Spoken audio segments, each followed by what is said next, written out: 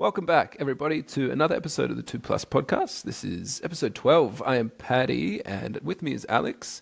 And today we're going to have a look at 1.5. We've been doing that in video release form recently, but today we're going to have a chat about it. We got to play a game last week, King of the Hill, which is one of the new objectives and one of the new missions. And it was very eye-opening in a lot of ways for Alex and I. So we're going to run through a little bit of our game there and our takeaways from it and what we think it means for the new edition, which it essentially feels like.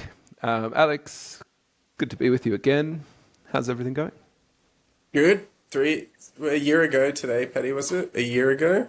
Yeah, this is day First 365. episode.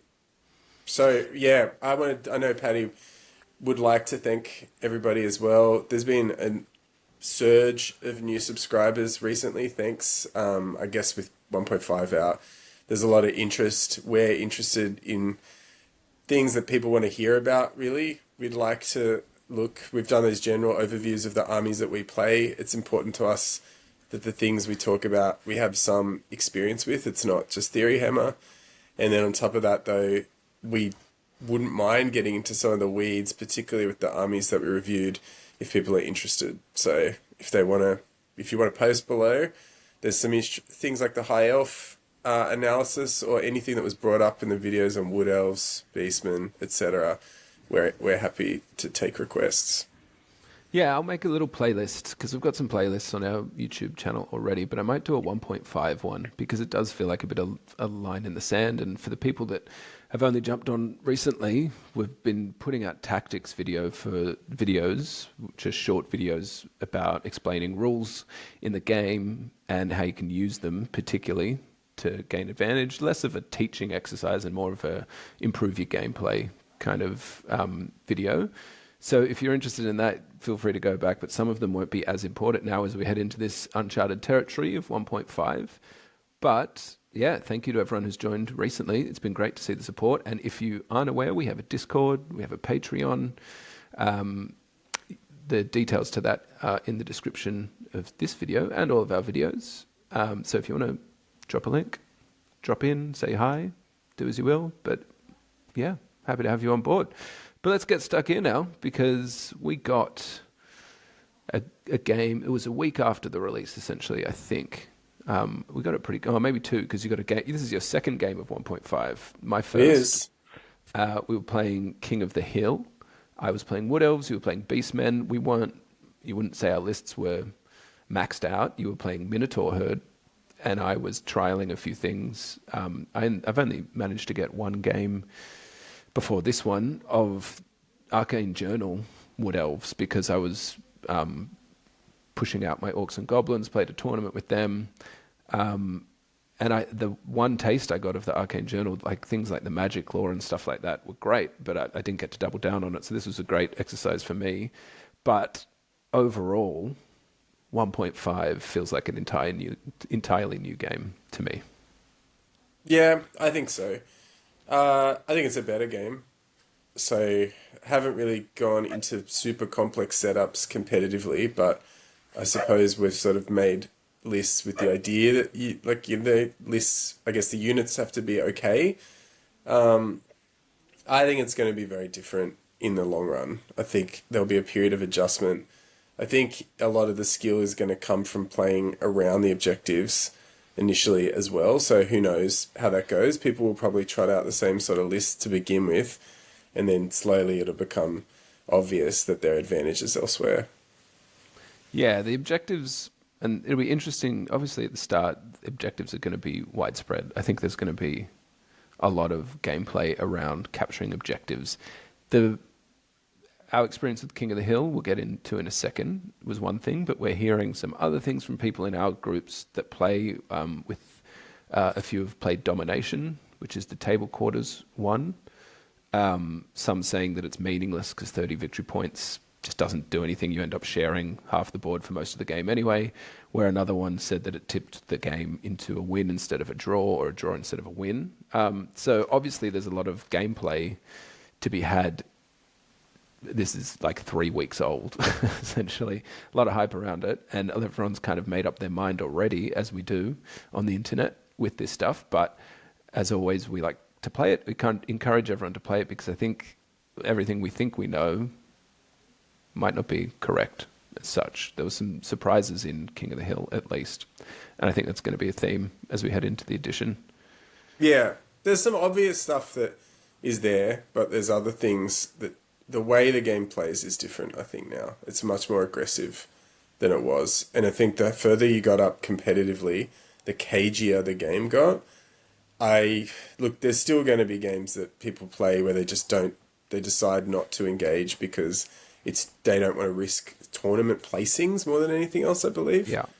But I don't think that's going to. I felt like well and truly in the first edition that being defensive was the best thing you could do. Well and truly, you wait for your opponent to come across the board. They would take damage.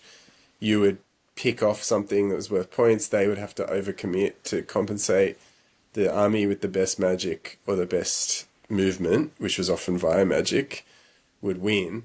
And I don't mean movement like, I just mean biggest movement, not like move better. I think there's a lot more skill in moving a block of infantry around than there is like a bunch of skirmishes, to tell you the truth. So that's what I think. I think when we get to the takeaways, there's some speculation as well about what it might mean for some of the sort of way lists are being built, because I did get a chance to look at not only the sort of pseudo World Cup that sort of must be coming to a close soon on. I think it's 5 or 6 rounds. Spot 3? Is Yeah, that so what you're they've talking done about? six, or that some of them have, yeah, six, so maybe or 6 rounds for that teams thing where I would Oh, say yeah, the that very one's done. I'm best pretty sure players are that's playing. that's finished. I think that was Okay, just like a so looking first at past those the lists, post. you'd be surprised. I just think, oh, there's no way that can work anymore. And even in Espot, that's probably true too. But those World Championship style lists, yeah, I think there's a few things I'd say later. I just can't see how they could work anymore with scoring. Yeah, I think on your point of movement and defensive play used to be king, and I think that's 100% right. I think the game was very much about points denial rather than kill points. This game now, I think, encourages killing things, but I still think the best players will figure out a way to kill efficiently and save most of their army. Um, we'll get a few photos up in a second of our game. It was a bloodbath to spoil the lead, but that's not going to be, in the highest ends of competitive play. I don't think it's going to always be that way. There is a high level of finesse that you can do now, I think, and there's more strategy, I think, in combo charging units, but I don't think it's as simple as everyone was getting really excited, which they have every right to be, about infantry being back, which I do believe is a thing. But I don't think the game is as simple as I have 30 state troops with 11 combat res. I'm going to plonk them here and I'm going to win, because there's ways around it. And infantry are still slow and fairly immobile and inflexible in how they move. So I think there's going to be a learning curve. And I think overall, though, the game plays a lot better, at least when it's played in the right spirit. This is the King of the Hill scenario. Essentially, it is a slightly different deployment, which you see in our photos we didn't do properly, which I literally realized when we loaded up this chat. But you've kind of got no wings in your deployment, so 8 inches either side closed off, and you've got a deeper deployment, so it's only 20 inches between you instead of the usual 24. In the middle is a hill. To score on this game, you need a core unit with unit strength 10 or more within 9 inches of the hill's center, which is a really interesting point. I don't think I actually have a photo of it, but we'll get into it a little bit later. How 9 inches is quite far. You don't even have to be on a hill some of these times to capture the hill, which is a bit jarring in my mind, but opens up another unit type, I think, for capturing objectives, which will play a role, as well as infantry, I think. Alex, though, we had a stark realization of 100 victory points per turn is a lot. So that's per every player's turn. What was your initial thought on that, the points?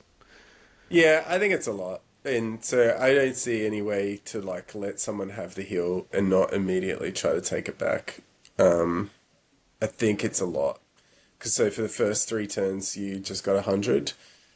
So being 24 inches away, I suppose hurts more than 20 in that sense, but it's just, yeah, like it's rough. If you're getting 300 points up, you've got to get those 300 points back.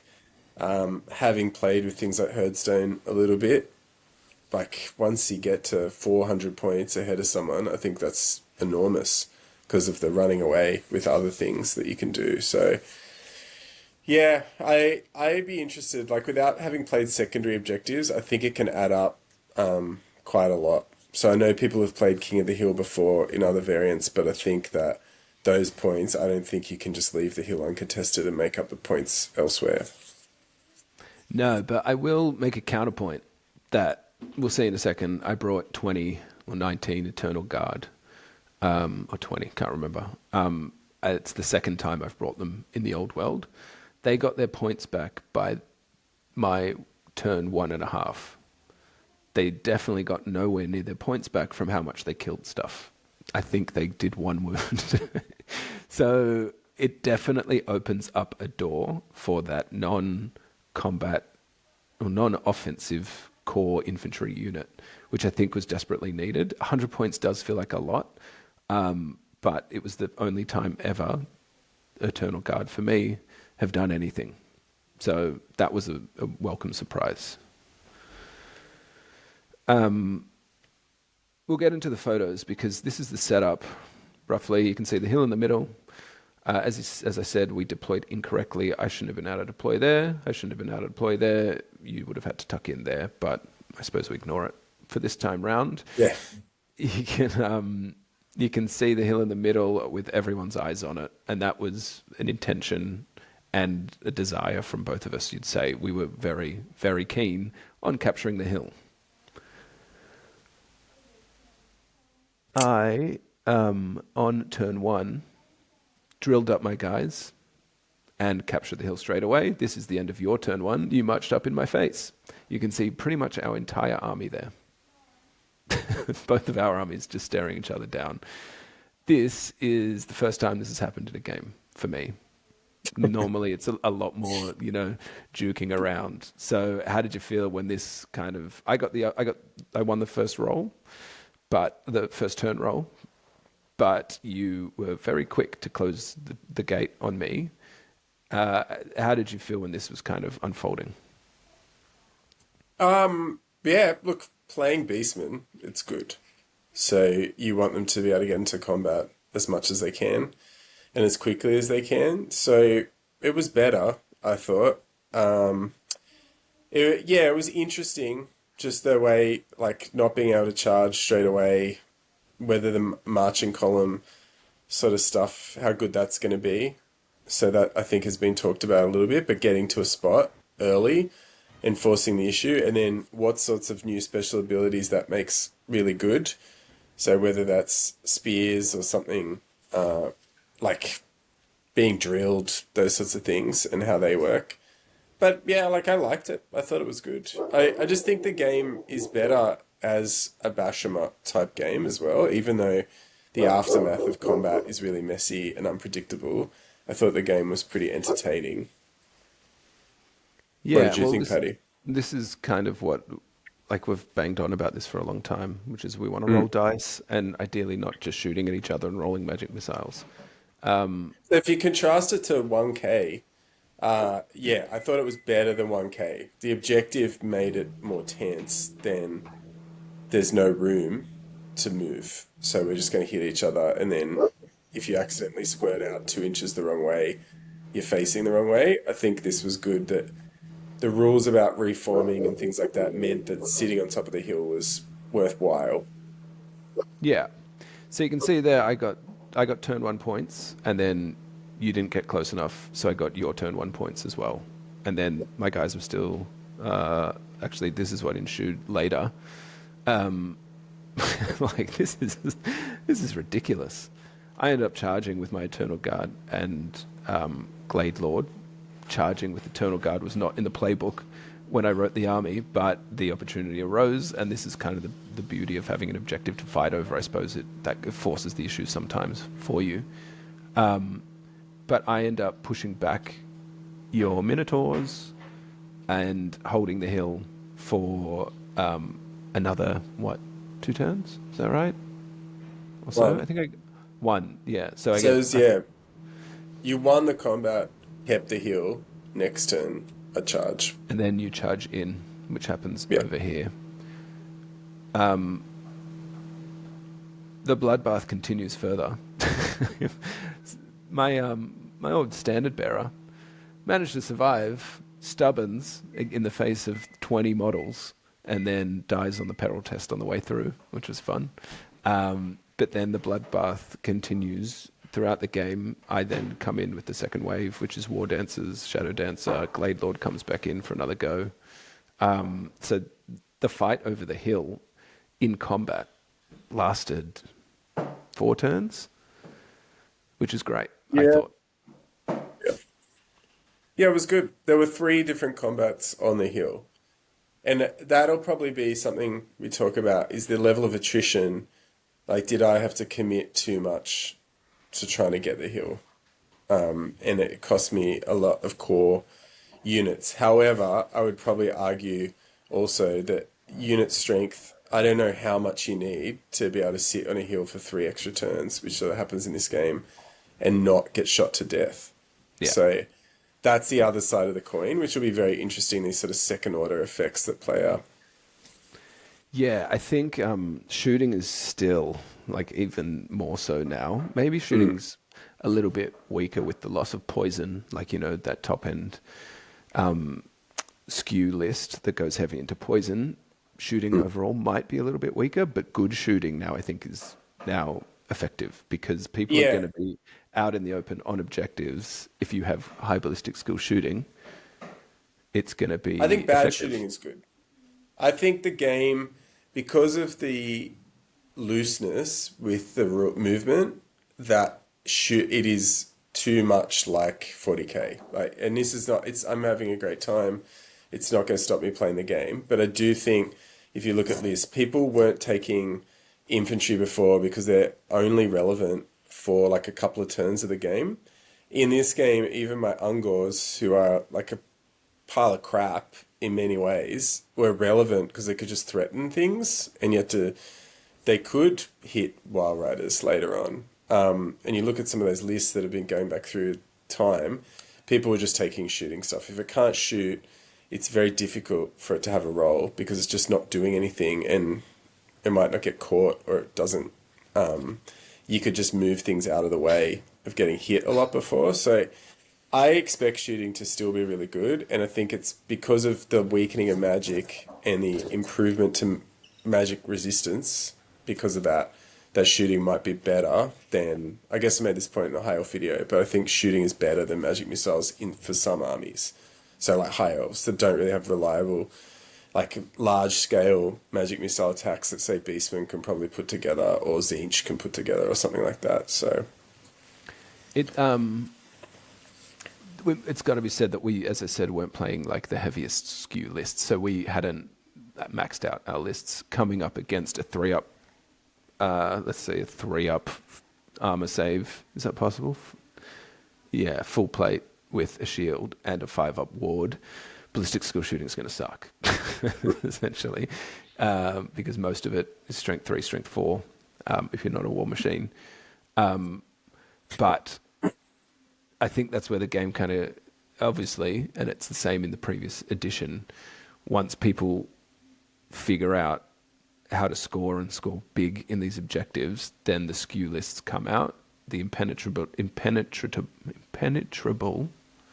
infantry block from ranged magic and combat, I think, is still an option.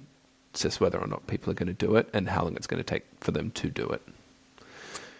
yeah, and I think it's a tournament game, so that sort of needs to be taken into account. And I think it depends a lot on what's advertised in the missions. So if you're getting King of the Hill, which doesn't need core units, does it? It doesn't Does, need them as yeah. much as the other ones, like where you've got the secondary objectives.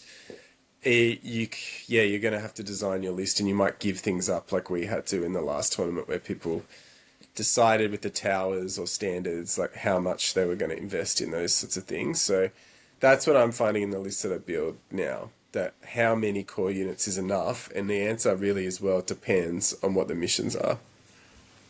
Yeah, I think you want your tournaments to have a mix of missions to allow that to happen. We're pretty lucky with some pretty switched on TOs, you would say. And I think, again, I mean, who'd want to be a TO? Not me. A lot of the responsibility on creating a setting where people bring balanced lists will come into how they tweak these missions, which I fully expect them to. I feel like the first few tournaments for the first 3 to 6 months or so will be straight out of the playbook, out of the GW book. But when TOs start getting their hands on it and tweaking it, so people have to make sacrifices, then again becomes a whole new game.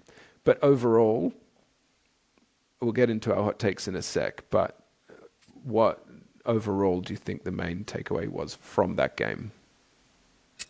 There's just a lot more fighting. Yeah, you got to attack. You can't just outmaneuver to get. Like, you're gonna have combats that are not that great for you, I think. And whereas before you could just say, well, I'm only going to commit quarter to a third of my army, and everyone else is going to shuffle away. I think now you have to sort of say, well, 2/3 of my army is going to fight, and that, yeah, has flow-on effects, I think, for how many models are around at the end of the game, and does that mean 6 turns is a lot, that sort of thing. But that's the big thing for me. Now, I know beastmen are unarmored, wood elves are unarmored to some, and so that's going to happen, but I can't see someone just leaving objectives as they take the time to sort of move things into position. I think if you took 500, 600 points from those objectives and then went, I'm going to first charge you, and try to win the game now. It's like, well, yeah, but the way the rules work, you might just get a Fabigo that pops out one side. You might start getting your 100 points back, but you might not destroy the unit that's on the hill. So, yeah, I think it's good. I definitely want to play more of it. The armies look more like armies, which is good. So there's more I'll say about that with list design. But I think it's better, Warhammer. I think it's just better. Like, not just that game, but the one I played against Mike. It's just got to be aggressive in many ways. It's not just like your magic being weaker means you can't just stay back, because you can't guarantee that if you dance away, you can just fireball things or pillar things away, or like, a lot of armies have that sort of stuff, like Viletide or something. So you can't just rely on that as easily, because you just don't know if you're going to get it all off as much. Yeah, I think the scoring and what kind of happened in that game, which if people are interested in the rest of that game, Alex is doing up a battle report. I think it's going to come out in about a week or so. But it kind of split into 2 or maybe even 3 sections, where it was the rush for the hill, the fight for the hill, and then the cleanup. And the cleanup is when the shooting really came into its own in like an empty battlefield, your backline not under threat, so you can pick the perfect position, maybe short range, hit better, do more wounds. And then fast cav, which we'll get to in a second, kind of come and have the opportunity to clean up some late game objectives, which happened in our game, and I think will be a feature going forward. But we'll get into some hot takes in a second. But first, we should thank our 2+ supporters who are our paid Patreon members. So Ghost, Gummo, Katro, Pandem Wargaming, Sick, and Silver Dave, thank you very much for supporting the channel. You guys have been there almost since the start of the Patreon, which has been great, and really does go a long way. So if anyone else is interested in going a little bit further, please check out the link in our description. Otherwise, chuck us a comment, chuck us a like, subscribe if you haven't already. All that stuff helps as well. But let's get into the hot takes, Alex. So we've kind of spoken about engagement, the objectives promoting engagement. And this is obviously, take this all with a grain of salt, because you've played 2 games, I've played 1. You've played 2 missions, I've played 1. But even if it's not engagement with combat, you have to move now. Yeah. And that creates, gaps in the battlefield. God forbid ambushes have a role again, Alex, but it forces people to, as you said, not stand still, which makes for a great game, I think, anyway. Yeah, I think so. And I think this has big flow-on effects for things like turn order. Like, I really think by the end of turn 3, a lot of it's done and dusted now, which is good in many ways. It puts a lot of pressure on like deploying well, but it also means that turns 4, 5, 6 is like certain troop types are good at the end of the game. And that's going to be really interesting because I do think, yeah, if you don't move, your opponent is not really obliged to move all the way to come and get you. They can just move on to the objectives and say, well, I'll just start taking points. And that's going to be good for those units. Like I hope non-shooting infantry, etc., have more of a role now. But yeah, I feel like it's not just the obvious promoting engagement. I felt in the games just there's an push. Like you've got to win in combat more. You can't win from outside of combat as easily. Yeah, I think so. I went first, as I said, made a massive difference because if you go first, the unit that gets closest to the objective, that is technically capturing it, according to most, if not all of the missions. Infantry don't want to charge still, unless you've got great weapons, but even then you're running the risk because you're coming into two fighting ranks now. So whoever gets there first just has that momentum in scoring that they don't have to charge. So then whoever's there second has to be the aggressor to push them off the objective. So if your army isn't built, if your army's only built to defend and you get on the back foot, then it's going to be very hard for you to, you know, overrun them and capture an objective, which I think is really, really good. It creates some more open lists.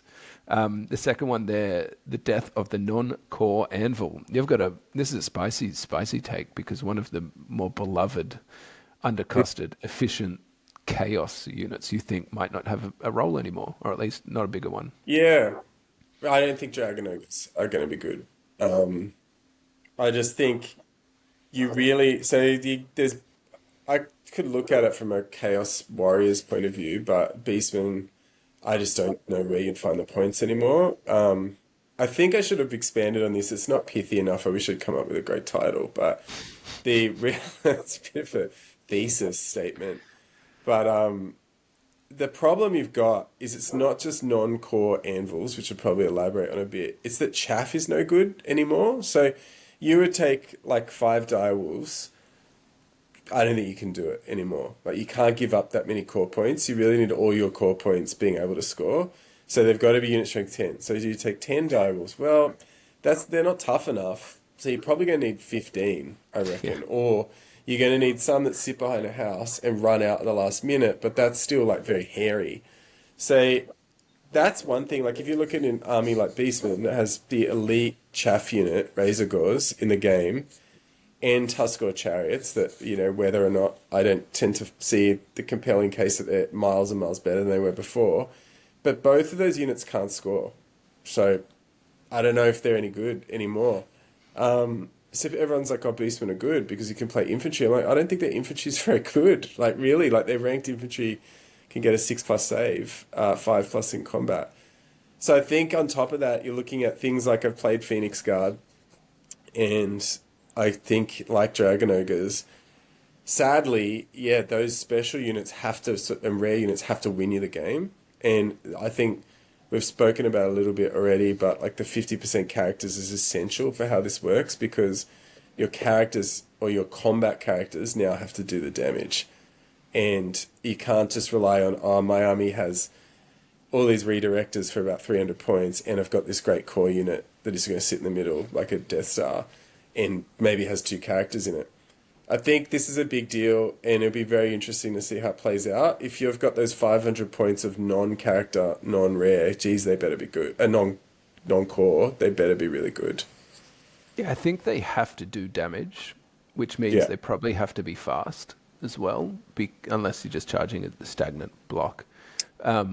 Dragon Ogres, for your point, they do some damage, but they're not like, you know, it's more about the 4 wounds, toughness 4, or 3 up save, isn't it? That they just kind of, Just ultimate anvil. Like they want to yeah. stay in the way and go, you can't do enough wounds to not get hit back.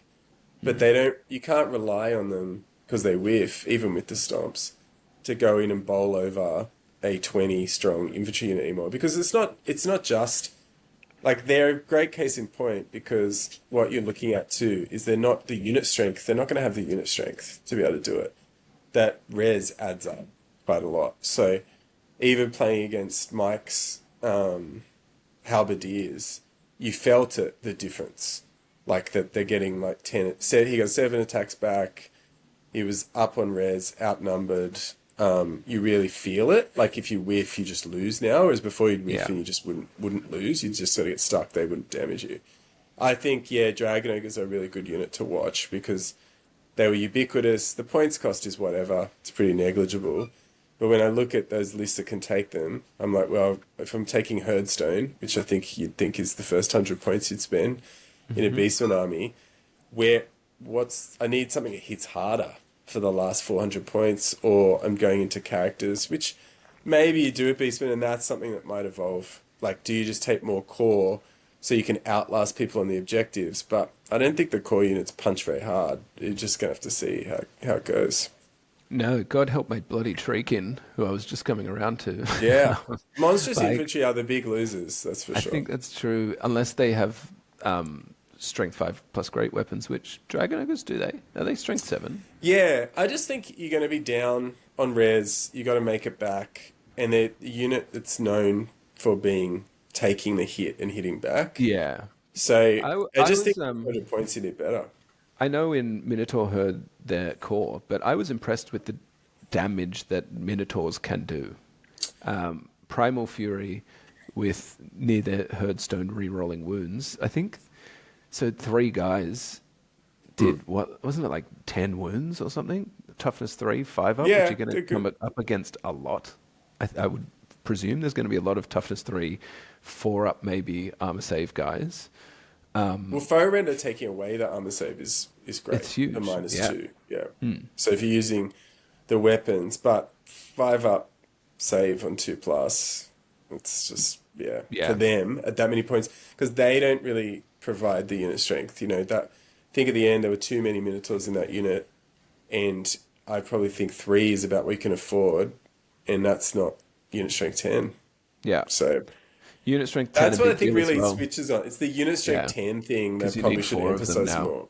Yep, and if you lose a guy, you're done. Y- And you know, if you dip under, that unit can sort of become irrelevant. Yeah, and you're like, so as a Wood Elf player, I actually think Wood Elf Core is probably in its best ever position. I already liked it, but Eternal Guard now have a role. I don't think they're necessarily amazing or top tier core infantry capturing guys. I dare say Dryads could do something now. Not that they're great, but their toughness 4, 6 up regen. 10 of them's like 120 points, I think. I think they're about 12, 13 points a model. 15 of them, you don't put anything on them. They're immune to psych.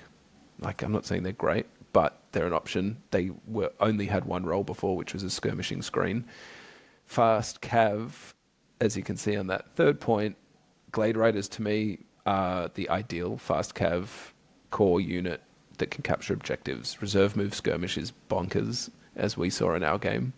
And I think that identifies probably the like two-pronged approach to capturing objectives, which is durability and maneuverability, I would say. And it doesn't get much more maneuverable than fast cav skirmishing movement 9. Unit strength of 2 per model helps as well. You only need a unit of 6, 7 really, to have a pretty small footprint and go and steal an objective for the last 2 turns. And they can shoot. So I'm not going to go ahead and say Goblin Wolf Riders, who are my other army, are fantastic, but they have ambush and they can be close order in nomadic wire, which makes them harder to get impetuous baited. But I'm going into the weeds here now. But I think fast cav and cav in general, Chaos Knights now to me, countercharge, in core, well armored, strength 6 with it on the charge. I love the idea of Chaos Knights now being good at capturing, good at dealing damage, combo charge ability, and relatively durable to shooting and magic. Chuck a brazen collar on them, and they're pretty tough to move. So I kind of bled into that third point there, but you saw the fast cav take the late game, essentially, where I danced around the hill, didn't go on the hill, just danced around it, out of the way of shooting, and scooped up another 300 victory points, I think, on the last Yep. 3 turns. Yeah, I think they're going to be really good. And that's what's going to be interesting is whether you have, so how your core take objectives and how that sort of determines how you play, and whether you then try to take more core to get the second wave or not, and whether then you start magic missiling or shooting off core to just get them below unit strength 10 and things like that. So that's going to be really interesting because I do think Glade Riders are the best at it, and I think anyone who can get those that high from fast cav is something you should look at it because you can just hide and then move in at the end when everything else is dead after fighting over the objectives. I pointed it out in the Empire video as well. They have two great options, I think, in Empire Knights and Outriders in the Oh, Nuln, which I think is going to become probably the meta pick for Empire.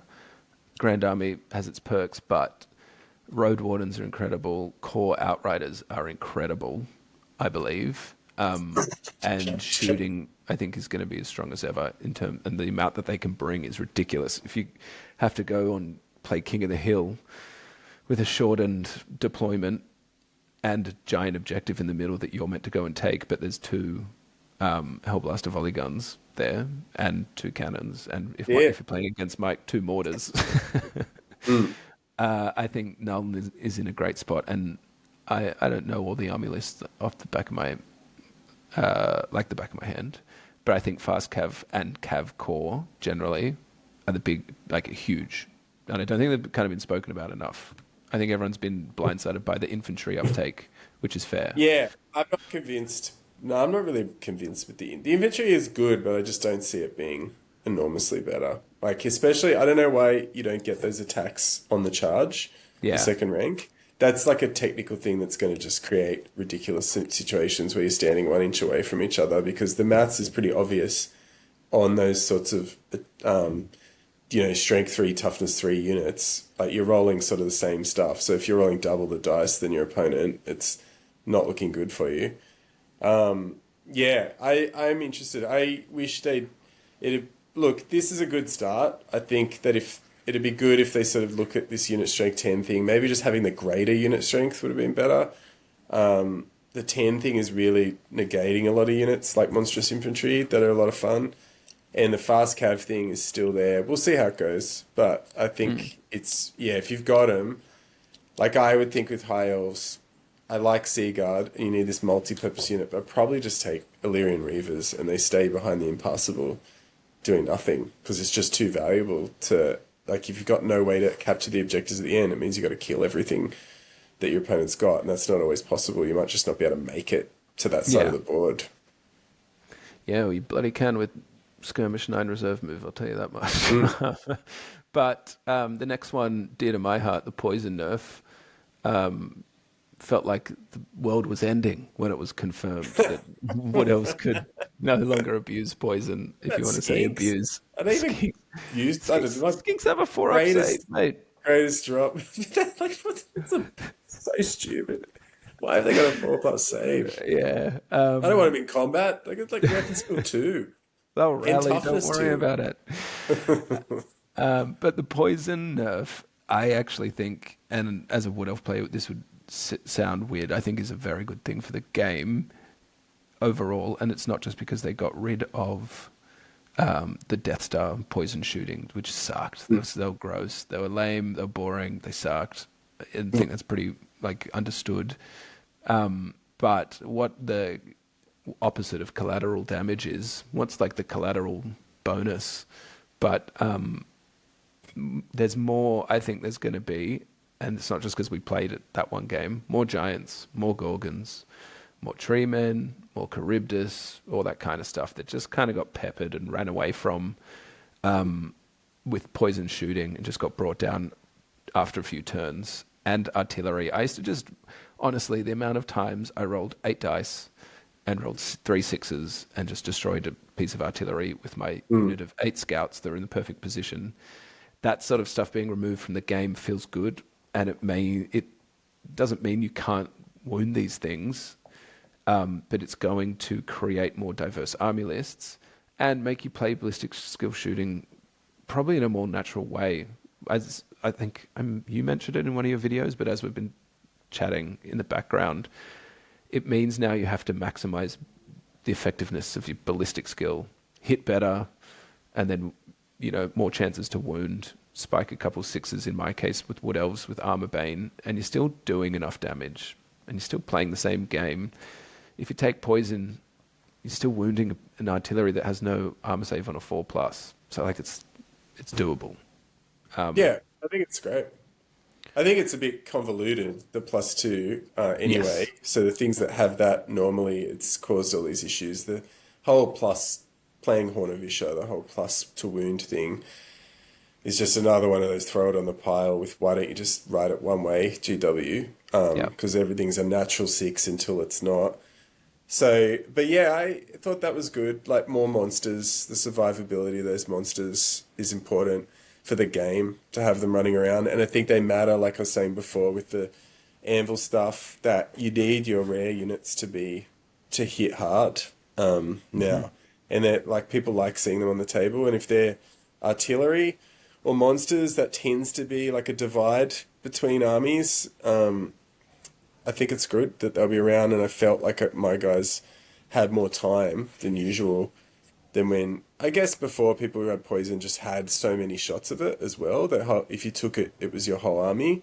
This is how we dealt with this, and it isn't there because we're sort of not looking at the obvious things, but the dragons are more vulnerable. Like the high elf one is probably the most invulnerable, and it did die. You'll see next week in the battle report with Mike, just from just taking so many shots, which I never felt like before it was going to die. The difference between a 2+ and a 3+ save is enormous. It's massive. Yeah, it really is. And it makes AP1 a thing, which is great because, sure, that jump from 2 to 3 is great, but when you've all of a sudden got them at a 4+ instead of their 3+ that they would have had in the previous edition, they feel very woundable, which is great. There's just armor bane everywhere. And so Yeah. you get these great rolls where your Hellblaster rolls 3 6s. And you're like, that's pretty much just 3 wounds now. Whereas before, you'd still be going 5+5+5+ or whatever, Yeah. and you'd get it all back. Now it's like 6+. So, and the 500 point cap makes it a little bit more difficult to just max out on it. So, Yeah.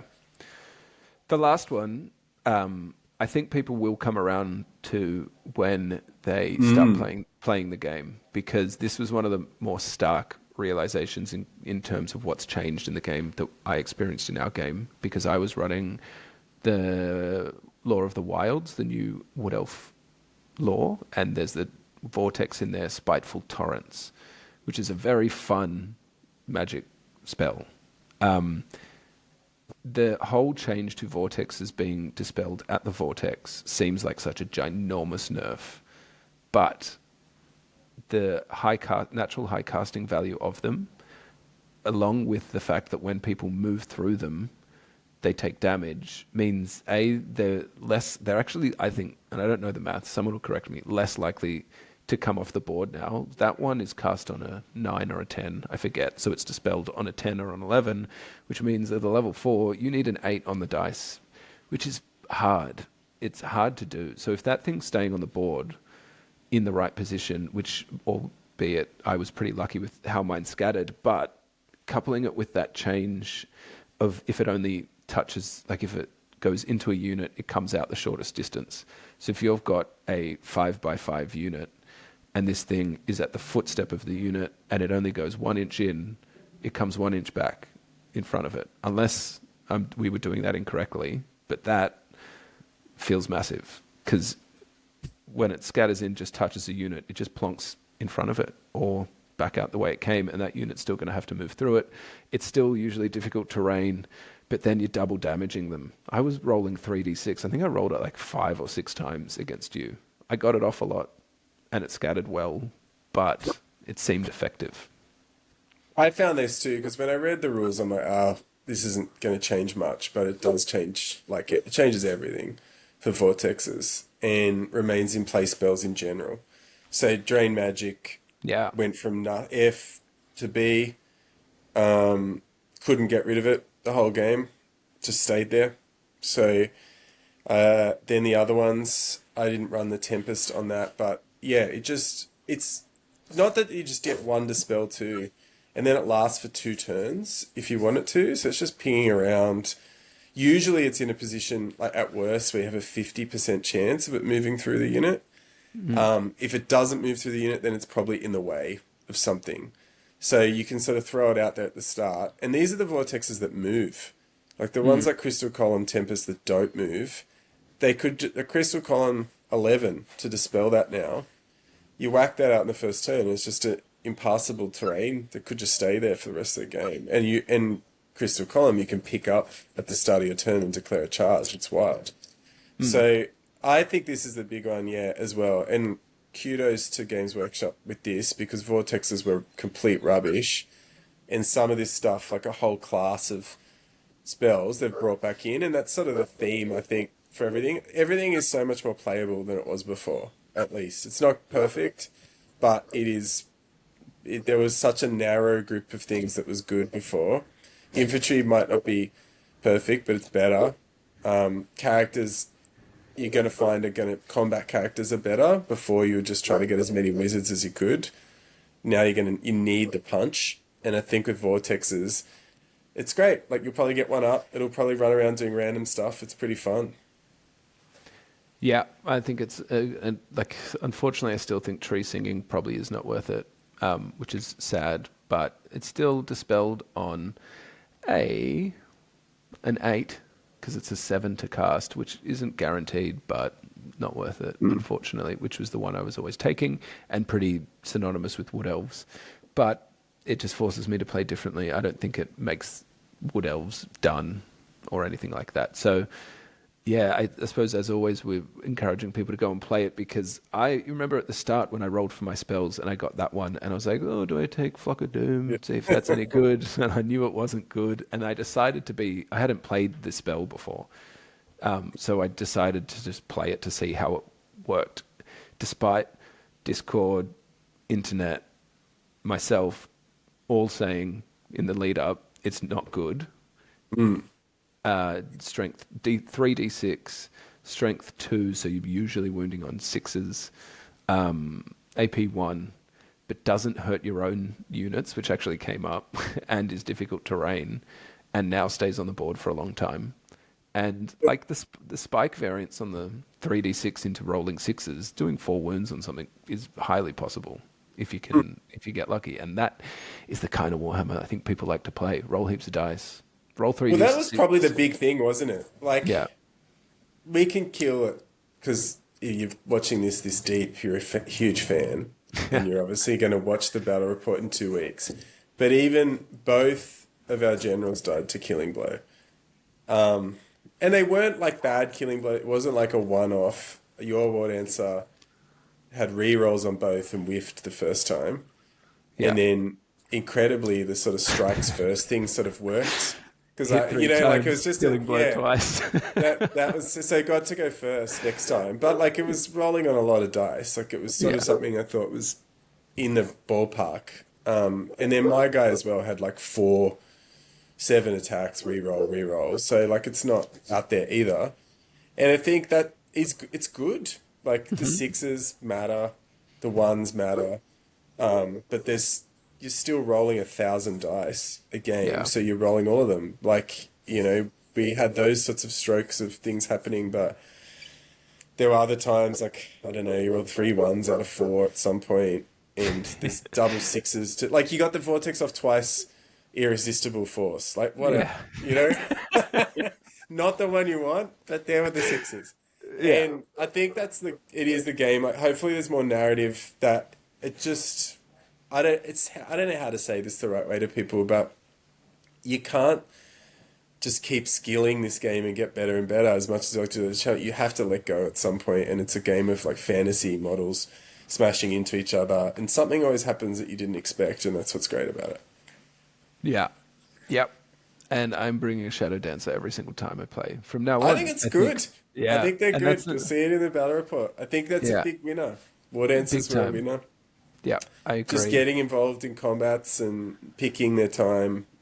Those sorts of units should be back Too bad there's no way to make them core, but I Mm. think, Not yeah, yet. just the fight. Not yet. The Warden fight said, over. "Army of Infamy coming." Apparently, there's whatever the rumor mill was, people getting a lather over one of their many IPs. Could Yeah. have been anything. But I do think the fix point of the core units is interesting because you're going to have. I think the heal is what's prophetic about it is that the infantry gets in, but you were forced to commit your stag lord. Who did well, won the combat essentially, overran, was then sort of forced to keep getting back involved. And my stuff, I've overcommitted, and I probably made a mistake. I'll talk about the battle report about the Gorgon into the eagle. But like I still like the giant would have just been there, would have killed one more wild rider at best, so you might have fled with the wild rider. But you're sort of in this bit where the infantry sets the point and everything tries to weigh in around it instead of let's get my dragon and griffin together, fly 20 inches to the left and start picking off each of the war machines. And then Yeah. at the end of the game, we'll come back in and we're already 600 points up. Do we go for it or just pull back and get a 12-8 and move on? So I Yeah. think it's good. I think it's really the tempo. It's hard to describe if you haven't played it. And even though I haven't played secondary objectives, both games have just felt like you have to you have to get involved in combat. Yeah. Which is awesome. I Yeah, might have said that awesome. about a dozen times already. But yeah, if you haven't had a game, we're pretty lucky. We get to play pretty often. Alex, in particular, plays probably more than anyone in Australia at the moment. Wonder. I wonder, yeah. In real life, maybe In not real online, life. yeah, but real life, yeah. But if you haven't had the opportunity, reserve your judgment, maintain the excitement though, and go and enjoy it because I think it is a more enjoyable and more aesthetically appealing game to be a part of. So yeah, get out there and play and let us know how you go. But we will wrap it up here, Al. Thanks again for your time and thanks everyone else for listening. If you're new to the channel, have found us recently with our 1.5 stuff, please jump in, say hello, subscribe if you haven't already. And if you want to go a little bit further, that Patreon link is in the description. We will see you next time for the next 2+ chat. Alex, catch you later. Thanks, Paddy. See ya.